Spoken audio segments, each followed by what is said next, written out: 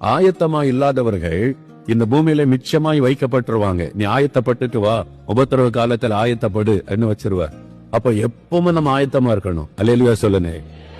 தினமும் ஜெபிக்கும் போது, ஆண்டவரே உம்முடைய வருகை இன்றைக்கு இருந்தாலும் நான் உம்முடைய சமூகத்துக்கு வரணும், என்னை ஆயத்தப்பட, அந்த உணர்வோட வாழணும். கிறிஸ்தவர்கள் இன்னும் எத்தனையோ வருஷம் இருக்க போது இஷ்டப்படி வாழலாம் நினைச்சுக்கிட்டு வாழக்கூடாது. நீங்க அப்புறம் இந்த பூமியில கைவிடப்பட்டு விடுவீர்கள்.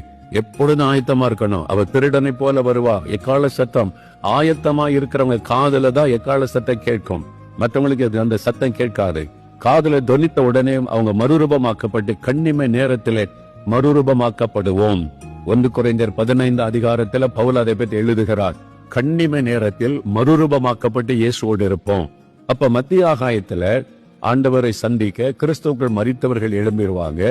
ஆயத்தமாயிருக்கிற தேவ பிள்ளைகள் எடுத்துக்கொள்ளப்பட்டு மத்திய ஆகாயத்துல ஒரு கூட்டமாய் சந்திப்போம்.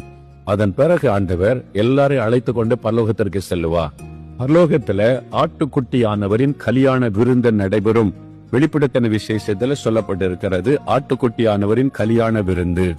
அப்போ மணவாளனாகிய இயேசுவோட மணவாட்டியாகிய சபைனா ரட்சிக்க